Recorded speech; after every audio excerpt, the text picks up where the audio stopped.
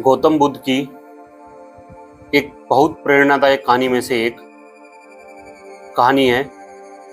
कहानी का शीर्षक है अच्छे दिनों में अहंकार से बचे और बुरे दिनों में धैर्य से काम लेना चाहिए। कहानी इस प्रकार है। समय अच्छा हो या बुरा, ये बदलता जरूर है, इसलिए हर परिस्थिति में धैर्य बनाए रखना चाहिए। इस संबंध में एक लोक कथा प्रचलित है। कथा के अनुसार पुराने समय में एक राजा अपने राज्य के प्रसिद्ध संत से मिलने पहुंचे। राजा ने संत को अपने राजमहल में भोजन के लिए आमंत्रित किया। अगले दिन संत राजा के महल पहुंचे। वहां राजा ने संत की खूब सेवा की।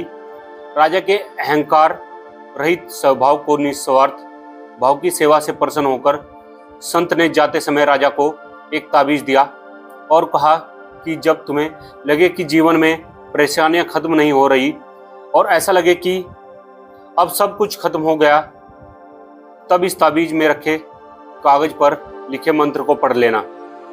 लेकिन ध्यान रखना, अच्छे दिनों में इस ताबीज को मत खोना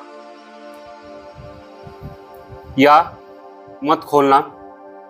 राजा ने संत की बात मानकर ताबीज गले में पहन लिया। कुछ दिन बाद राजा के एक नगर पर पड़ोसी शत्रुओं ने आक्रमण कर दिया। सभी शत्रुओं के सामने राजा की सेना ज्यादा समय तक टिक ना सकी।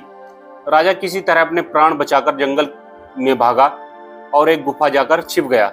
गुफा में उसे शत्रु सैनिकों के कदमों की आवाज सुनाई दी। अब राजा को लगने लगा कि मैं फंस गया हूं, अब सब कुछ खत्म हो गया है। ये सब सैनिक मुझे बंदी बना लेंगे। तभी उसे संत के ताबीज की याद आई।